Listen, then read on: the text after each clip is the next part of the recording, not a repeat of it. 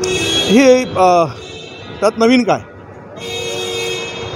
ज्यावेळेस शिवसेनेचा निकाल आला, शिंदे गटाला शिवसेना बहाल केली, त्याच वेळेस हे अपेक्षित होतं की देशात लोकशाही संपली, सर्व एजन्सी सत्ताधाऱ्याच्या इशाऱ्यावर नाचत आहेत, ते म्हणतील ते पूर्व दिशा, कायदा कानून काही नियम संविधान आता काही शिल्लक राहिलेलं नाही.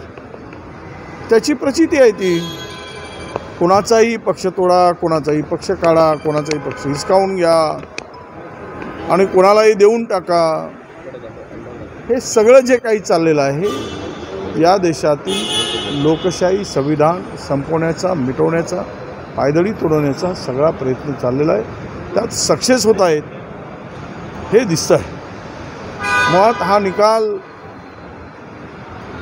गृहीत धरूनच आम्ही होतो आणि तो निकाल आज जो आलेला आहे तो निकाल मला वाटतं की या देशामध्ये आता ज्या दिशेनं हा देश सत्ताधारी नेता आहेत ती दिशा या देशाला खड्ड्यात टाकणारी असेल. अरे आता आमदाराच्या संख्येवर जर पक्षाचा मालक ठरत असतील तर हे मला वाटतं की निवडणूक आयोग हा कठपुतली झाल्याचं आता दिसतं.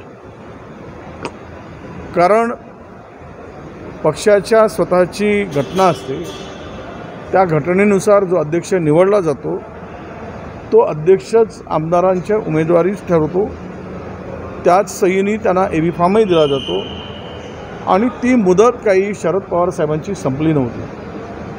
ज्यांनी हा पक्ष ताब्यात घेतला ते त्या पवार साहेबांनाच निवडून दिलेले होते आणि ते त्या पदावर राष्ट्रीय पक्ष म्हणून, त्या पदावर ते राष्ट्रीय अध्यक्ष म्हणून कायम होते.